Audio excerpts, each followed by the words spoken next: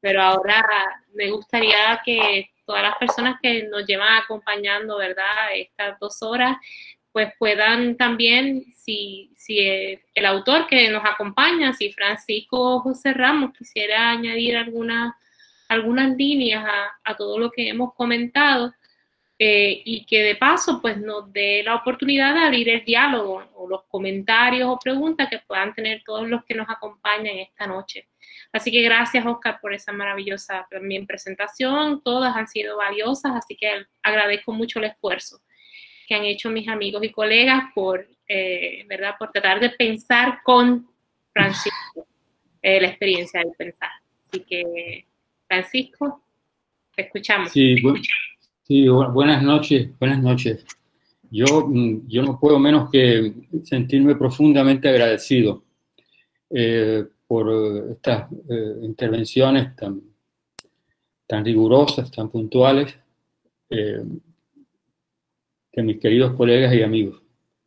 Y también me siento muy, muy agradecido del Departamento de Filosofía y de su directora interina por este esfuerzo y por haber logrado, digamos, aglutinar una actividad que coincide justamente con el Día Internacional de la Filosofía. Eso me llama mucho la atención, ese kairos.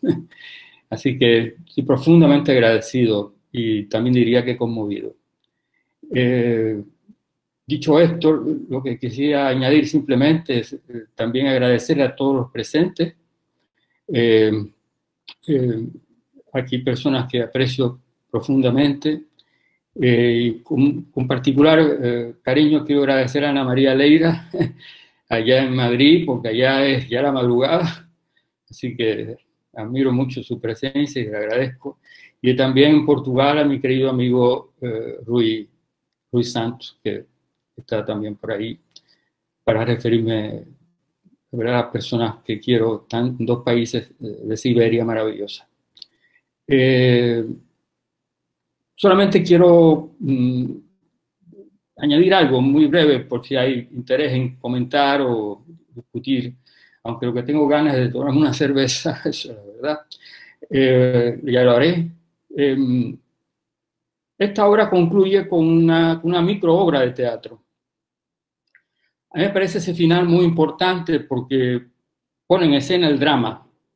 Es decir, esta es una obra dramática que justamente, como Manfred muy bien declara en su reseña, se performa en su propia escritura. De tal manera que esa obra de teatro que me tomó mucho esfuerzo poder lograrla y que fuese más o menos satisfactoria, realmente da cuenta de lo que es el drama de la escritura filosófica. Así que quería llamar la atención sobre esto porque quiero aquí agradecerle a la dramaturga Alejandra Ramos Riera, que en el día de la presentación de esta segunda edición hizo una adaptación que mejoró, ¿verdad?, en términos dramáticos, el texto. Así que quiero darle gracias a ella, así abierto y públicamente. También quería,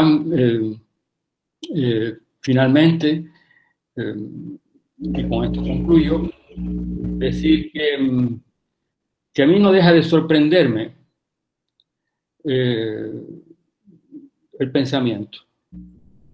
El pensamiento es, decía Wittgenstein que es una enfermedad y tiene razón.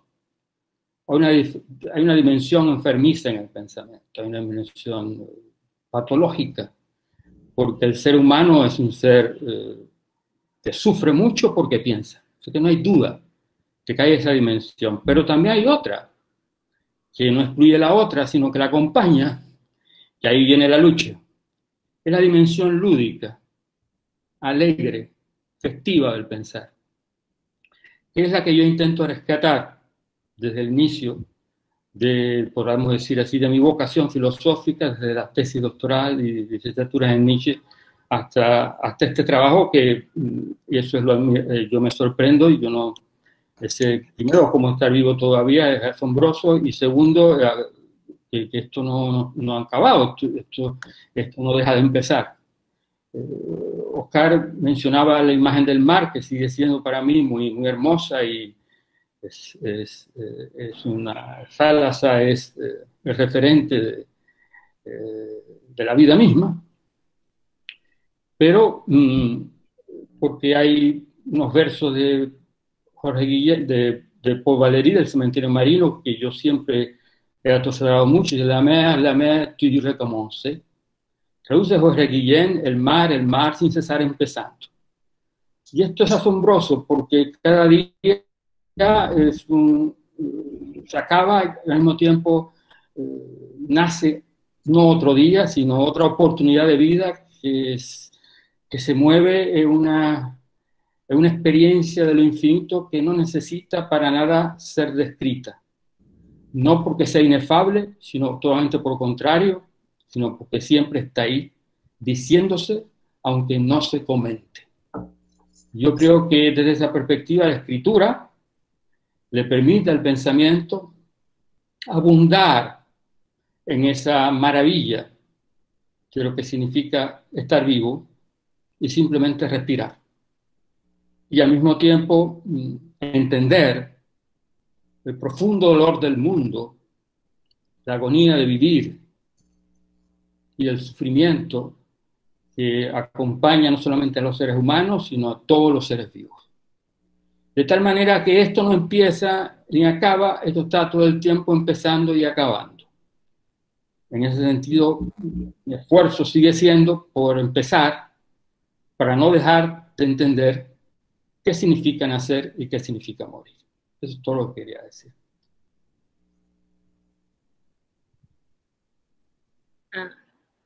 Gracias, Francisco. Ahora pues abro el espacio más de preguntas o comentarios. ¿Quién quiere comenzar?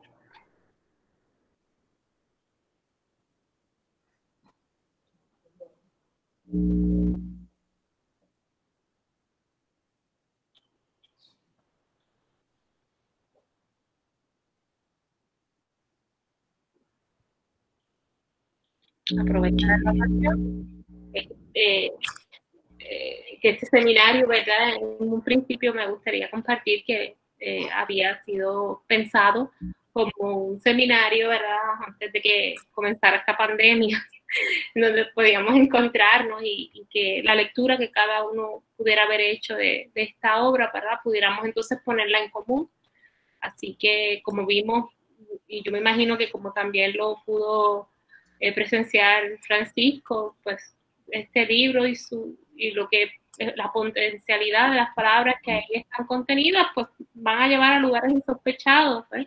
Cada uno propuso una lectura bastante distinta para exponer la obra, así que seguro nos gustaría también escuchar otras lecturas o comentarios.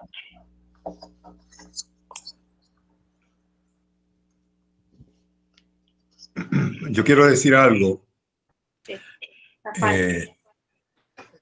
porque es que me ha parecido extraordinaria la actividad. Creo que las 4 presentaciones fueron realmente modelo de rigor y de mucho cariño. Y creo que Francisco José o Paco se merece eso por las aportaciones que ha hecho en Puerto Rico a la filosofía y que esperemos que haga en otras partes. Yo creo que nos tenemos que sentir muy agradecidos por ustedes, ¿verdad? Que le rinden este homenaje a Paco. Yo creo que ha sido un banquete extraordinario. Estoy por sugerir que de ahora en adelante sean así las actividades de la filosofía, de la sociedad de la filosofía. Pues se sienta uno cómodo en su casa, anota, busca. Yo saqué los libros de él, ¿verdad? Y estaba revisando algunas cosas. Así que gracias y a Francisco José y a Paco, muchísimas gracias por esa labor extraordinaria de pensamiento que has llevado a cabo. Realmente nos enorgullecemos ser tu amigo. Chao. Muchas gracias. Muchas gracias. Gracias, Rafael. Sí, ¿me permiten? Sí, buenas noches. Pues obviamente no quiero repetir lo que ya dijo el doctor Aragunde, Solamente quisiera limitarme a preguntar, estos textos, ¿van a estar, los textos leídos hoy, van a estar disponibles de alguna manera? Y entonces la actividad se grabó, también va a estar disponible, porque me gustaría repasar algunas cosas. Yo estoy en un seminario sobre pensamiento político, y hay muchas cosas aquí que escuché me gustaría abundar sobre ellas y eventualmente ponerlas a disposición de los estudiantes. Sí, sí, gracias, Víctor. Sí, los textos que hoy se hicieron, ¿verdad? O que los colegas presentaron, pues pretendo, ¿no?, que formen parte de un dossier especial que estamos creando para este proyecto, ¿no? Este proyecto de la traducción al inglés de la estética del pensamiento, y que ahora mismo está focalizado en traducir este primer volumen de la estética del pensamiento, el drama de la escritura filosófica. Tanto las presentaciones que hicimos el pasado noviembre en la Academia de la Lengua Española, como las que hicimos hoy, pues formarán parte de este dossier, que todavía está en construcción, y que lo que queremos es que pueda ser una forma de divulgación de la obra de Francisco, y que probablemente se traducirán para que entonces también sea una invitación al mundo de lectores, ¿verdad?, a los parlantes, que puedan también sumarse a esta conversación, porque así fue que surgió. De hecho, este proyecto surge, y permítame en esta digresión, porque yo estuve con Francisco en el Congreso Mundial de Filosofía en Pekín, y en la presentación de Francisco había muchas personas de diferentes lugares del mundo, en la India, China, Japón, Estados Unidos,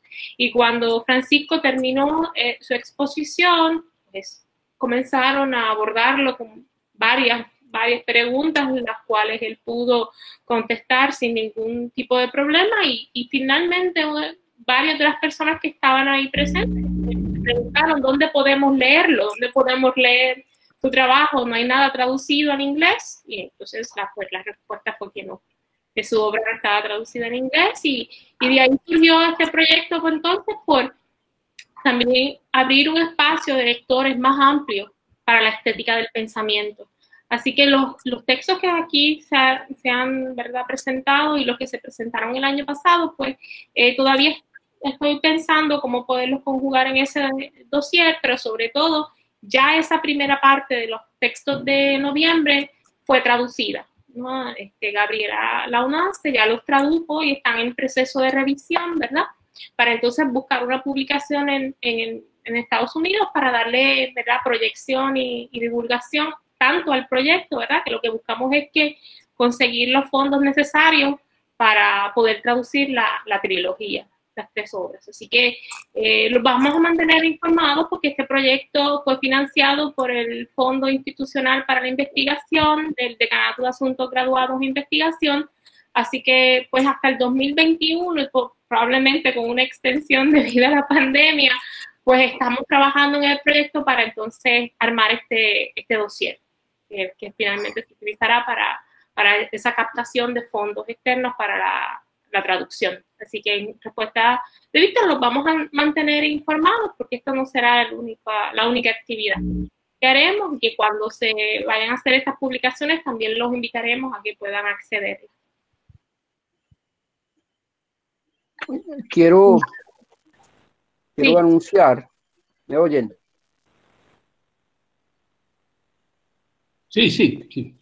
Bueno, quiero anunciar que en el mes de marzo del año próximo continuaremos con las presentaciones de filosofía latinoamericana, de las cuales yo estoy encargado de la parte de Puerto Rico, y en marzo voy a hacer la presentación del doctor Ramos.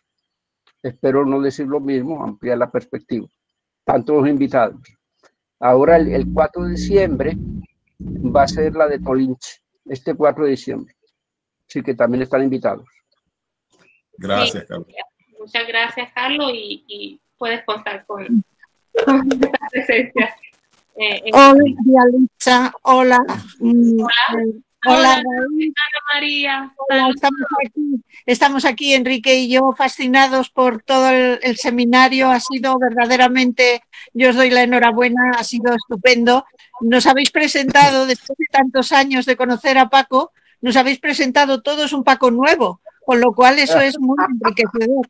Eso es muy enriquecedor. Así que enhorabuena a todos, a los más próximos y más conocidos como Raúl, como tú, Dialitza, y como el propio Paco, pero también a los otros intervinientes, al profesor Carlos Rojas. Gracias. Enhorabuena, porque ha sido verdaderamente una intervención brillante y que nos llena de satisfacción a los amigos y a los conocedores también de la filosofía de Paco. Gracias por todo.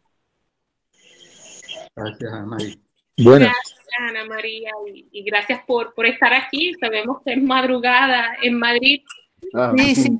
Mañana dormiremos una hora más. No, pues gracias por estar ahí y verás, cuídense. Un abrazo para Dialitza. Sí. Carlos González, que me gustaría decir algo. Carlos, le cedo la palabra. Sí.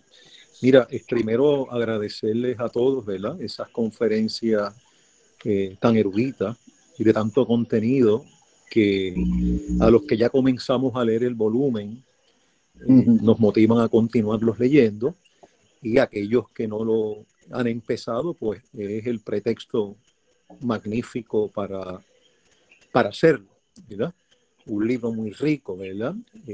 Yo que voy acabando el primer capítulo, ¿verdad?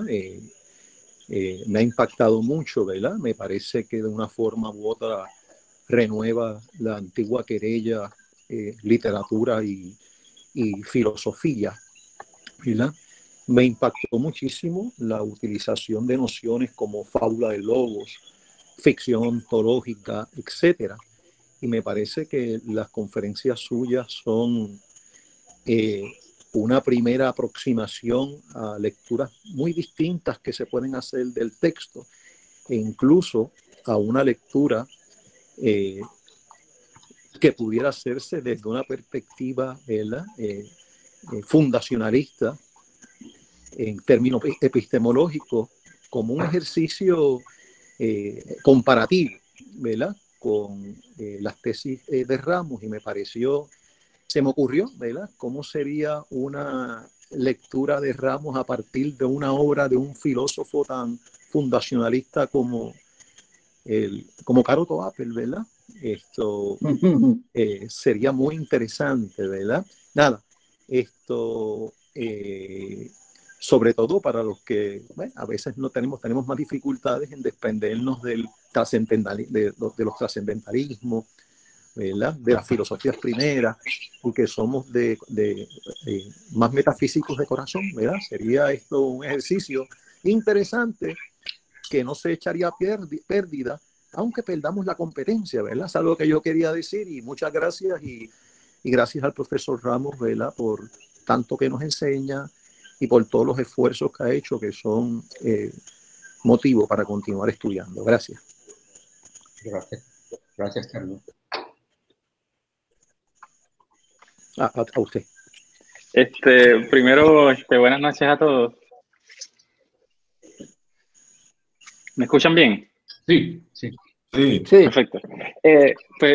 Quería, mientras estaba escuchando las ponencias, estaba reflexionando sobre el papel central de la escritura, pero en general de la palabra en la filosofía. Y como quisiera saber o preguntar así abiertamente, ¿en qué momentos o en qué instantes puede haber filosofía sin palabras? Si la palabra es indispensable para la filosofía, o cuándo ocurre filosofía sin las palabras. Yo puedo responder. Sí, Francisco, por favor. Claro. Porque me parece hermosa y más que pertinente la pregunta, no dejo yo de hacérmela. Yo pienso que el silencio habita las palabras. Por tanto, entre las palabras y el silencio no hay dicotomía. Por el contrario, la grandeza del lenguaje consiste en descubrir el silencio que lo habita. El esfuerzo de la filosofía es desentrañar esa dimensión abismal del lenguaje y de las palabras que busca el silencio. Así que ese por ahora sería una posible respuesta, pero es una pregunta cuya respuesta exige otra pregunta y así ad infinitum. Así que muchas gracias.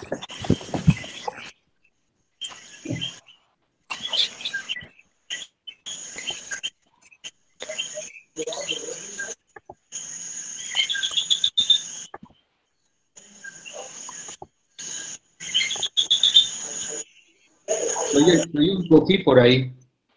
Sí. ¿Alguien más quiere hacer algún comentario? En mi casa.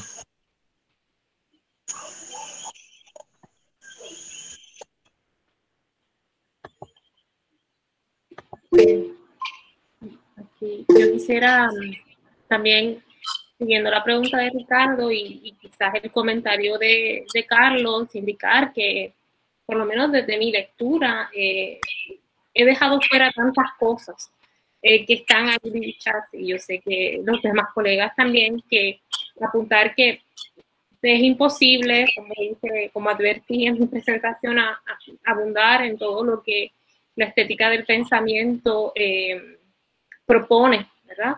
Y todas las imágenes que también con las que nos hace pensar también. Y yo creo que en mi presentación también quería quizás apuntar a eso, y en la pregunta de Ricardo, a proponer esa equivalencia entre la imagen filosófica, pero también la imagen artística. Yo sé que Ricardo es bailarín, baila, danza.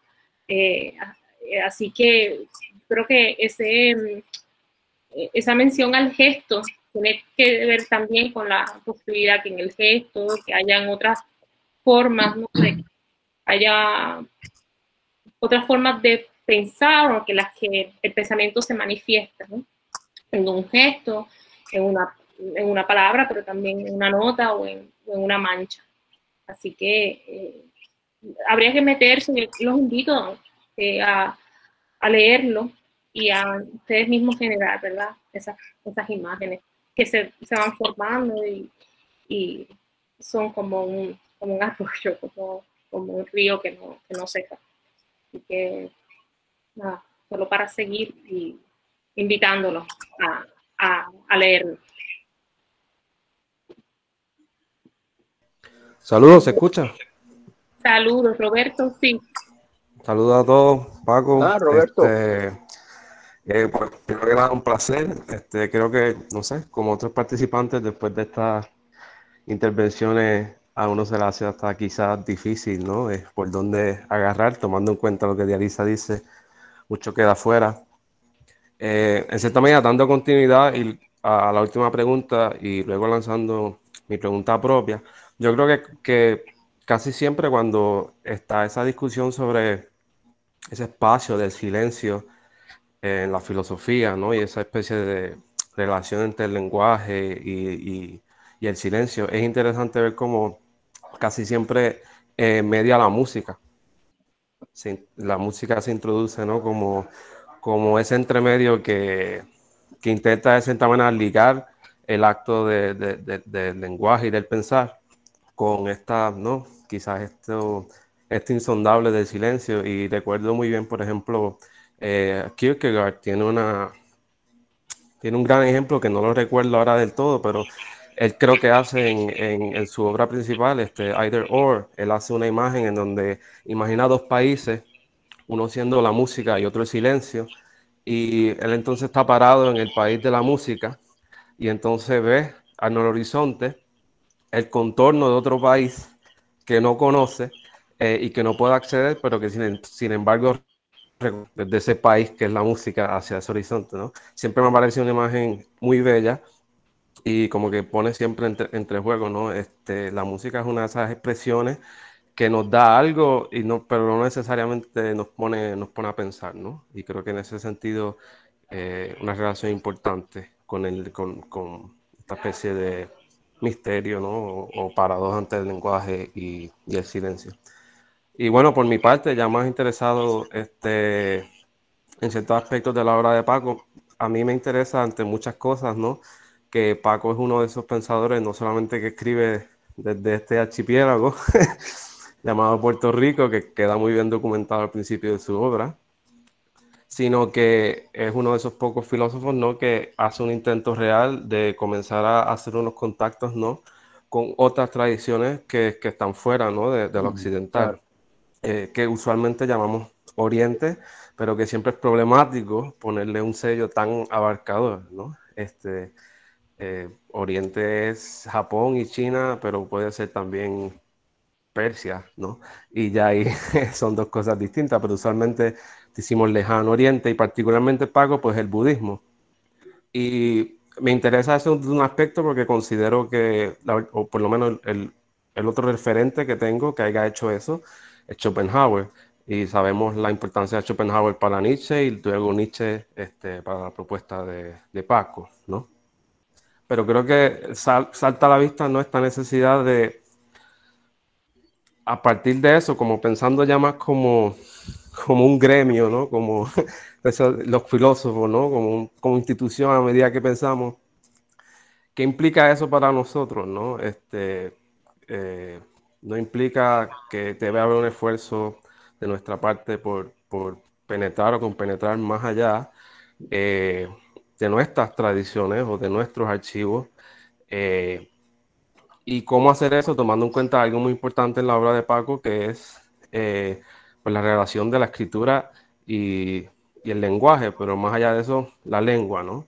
Las cosas que dice Platón y Heráclito no las puede decir Lao Tzu y no las pudo decir el Buda, porque más allá de un lenguaje, se trata de una lengua y de esa lengua una grafía con una materialidad muy propia. Así que creo, ¿no?, que implica un reto para nosotros, ¿no? En cierta medida poder penetrar o combinar estos pensamientos sin quizás caer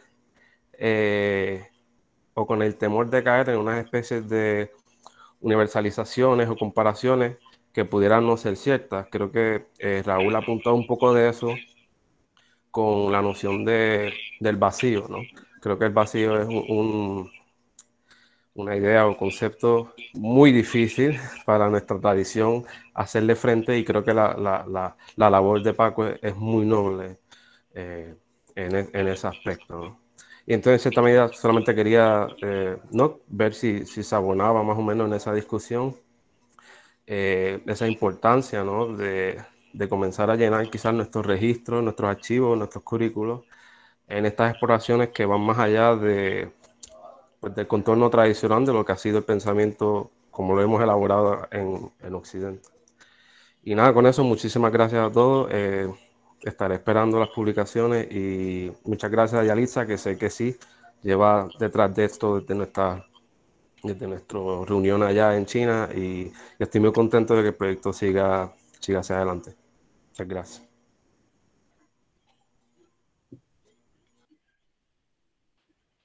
Francisco o Raúl, te doy la palabra.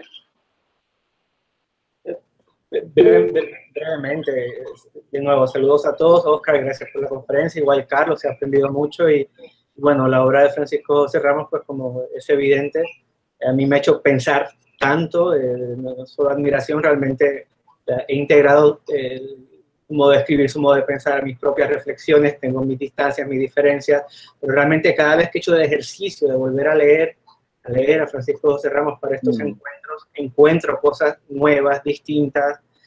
Pasa como con Nietzsche, y como los buenos vinos, uno va madurando y entiende cosas distintas. Creo, solo apuntaría a un punto de lo que dice Roberto, una frustración que sí viví y puedo compartir en el Congreso Mundial de Filosofía, era esta idea del supuesto diálogo entre tradiciones, y vimos muchas escenificaciones de una especie de comparativas de cosmovisiones, pero realmente no había exposición al pensamiento alguno. Y la obra de Ramos nos permite entonces desde el pensamiento exponernos sin una imposición previa, o sea que incluso sobra, ¿no? Hablar de ismos, pero nos expone al contenido del pensamiento, algunos incompatibles, también como he querido llamar la atención al respecto. Así que ahí hay mucho que pensar, a diferencia de las llamadas world philosophy o religiones comparadas, ese tipo de cosas. La obra de Francisco José Ramos nos adentra a la potencia misma del pensar, incluso a esa curiosa potencia del pensar, del no pensar mismo. Así que es una invitación ahí no impositiva. Yo creo que en mi presentación anterior fue bien importante compartirles que sí, la estética del pensamiento, el drama, tiene algo de introducción en términos de adentrarnos a la filosofía, pero lo logra porque no impone. No impone. Y hoy recordé algo también importante, que no se entendería la estética sin una experiencia particular de la sabiduría. Y para eso tenemos toda la vida, para aprender algo de eso, y estamos en eso. Así que Francisco José Ramos, agradecerte y muy de acuerdo con lo que dice Roberto, y gracias por la fecundidad de tu pensamiento. Un abrazo a todos los. Un breve comentario. Gracias, Raúl. Aprovecho para decir que la lectura que has hecho de este primer volumen, en general de todas las obras, sencillamente me ha enseñado mucho a mí. Sí, ha sido una gran lección escucharte. Así que muchas gracias. No quería desaprovechar la oportunidad para decirlo públicamente y no solamente quedármelo para mí. Solamente un comentario lo que dice la intervención muy acertada de Roberto y que comparto totalmente, que Platón habla de la música del pensamiento. Y yo no dejo cuando escucho música, no dejo de hacer filosofía. Para mí la música, y no solo para mí, es una experiencia filosófica. Como lo es el cine también. Como es la pintura. Estaba escuchando una entrevista con el gran Godard, que Deleuze le llamaba el filósofo del cine. Pues el cine piensa, la pintura piensa, la música piensa, la danza piensa, el teatro piensa. Entonces son maneras de experimentar la intensidad de lo que significa pensar. Lo propio de la filosofía, y ahí viene su distinción, es el concepto. Y ahí es la gran aportación de todos los filósofos. Y Deleuze lo dice, pero ya lo dijo Platón. ¿Qué no dijo Platón? Un filósofo es ante todo un creador de conceptos. Los conceptos no son abstracciones, son criterios de inteligibilidad. Es ello que permite entender bien lo que hay. Eso es un concepto. Por lo tanto, los conceptos son eficaces. No son meras especulaciones que conducen a ninguna parte. Son maneras de dar cuenta de lo real y vivir a tono con ello. Que ahí viene esa otra dimensión, que ahí es donde pienso yo que la filosofía antigua no tiene dicotomía entre Oriente y Occidente. Y es que uno no hace filosofía para después aplicar la teoría que uno hace a una práctica. No, es al revés. Es porque hay una experiencia filosófica, porque hay una praxis que surge la necesidad de exponer una teoría. Me parece que eso es así en Heráclito, en Buda, pero también en los Jaina, como también en Lao Tse, como también en todas las grandes tradiciones del pensamiento antiguo, no importa en qué parte del mundo sea. Por lo tanto, el ejercicio de una filosofía comparada es espúreo. Nunca lo he apoyado y por eso nunca en Estados Unidos, no sé qué pasará ahora cuando se traduzca esto, pero nunca me ha hecho mucho caso. Tampoco el de religiones comparadas, todo esto de comparado. No hay nada que comparar. Lo que hay que hacer es entender lo incomparable, lo inconmensurable. Justamente de eso se trata. De esa perspectiva, la filosofía antigua está viva. Y Platón está más vivo que muchos cadáveres postergados que se procrean, que se llaman vivos, ambulantes, como le llamaba Pessoa. Podría mencionar un listado enorme, pero estamos muy tarde y además me vuelvo insoportable. Así que aquí me detengo. Quería simplemente subrayar lo que dije. Gracias, Roberto, por esa magnífica intervención.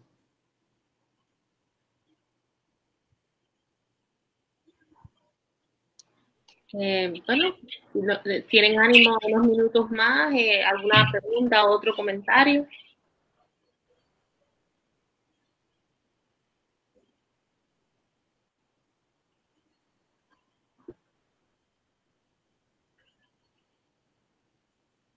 Si no hay más, pues quiero agradecerles, reiterar mi agradecimiento a todos por estar aquí, por habernos acompañado estas 2 horas 40 minutos en esta exposición y en este seminario. Y reiterar también mi agradecimiento a Carlos Rojas Osorio, a Raúl de Pablo, a Oscar Dávila y también al mismo Francisco, ¿verdad? Que ha sido el eje en torno a lo que esto ha surgido y nos hemos presentado. Así que nada, agradezco muchísimo pues, sus aportaciones y su siempre disposición alegre para trabajar, no solo por el Departamento de Filosofía, sino, ¿verdad?, por continuar, ¿verdad?, promoviendo la conversación. Así que muchísimas gracias a todos y nos mantendremos en contacto de todo lo que hagamos y hacia dónde vaya el proyecto. Muchas gracias y buenas noches. Buenas noches y mucha salud. Salud. Salud. Salud para todos.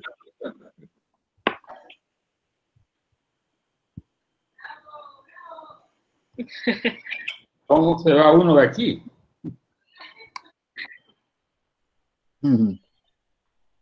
Muchas gracias. Nos vemos. Nos vemos. Gracias, nos vemos. Suerte. Muy bien. De verdad, un gusto verlos a todos. Sí. Igualmente. Igualmente.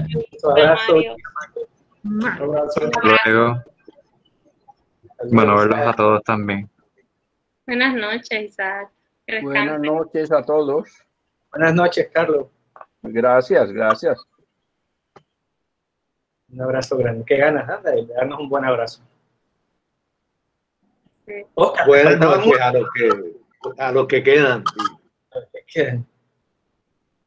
Me estuvo curioso, creo que en la actividad del viernes al final en el programa ponía vino. Entonces, estaba tratando de imaginar cómo era, si era que cada cual traía su vino. Sí. Pero bueno, no sé cómo fue esa parte de la actividad. Cuando Francisco tomarse la cerveza, pues cada uno. Sí. Bueno. Ahora sí me voy. Gracias, Oscar, muchas gracias. Gracias a ustedes, ¿no? Y perdona que tuviera que colgar. Yo creo que traté de darle media hora a cada uno máximo. No, tú sabes que ese es un problema que yo siempre he tenido con el tiempo de exposición. Sí. Todos lo tenemos, así que nada, muchas gracias, Oscar. Bueno, gracias a ustedes. Bye. Un abrazo, Oscar. Bueno, me despido también.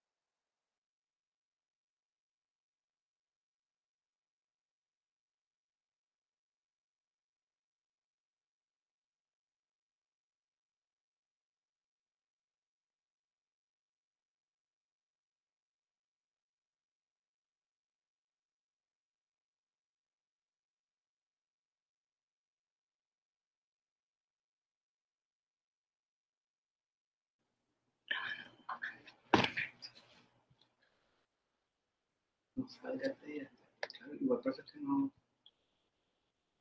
llegas porque no, pero entonces se la va a llegar a todo el mundo.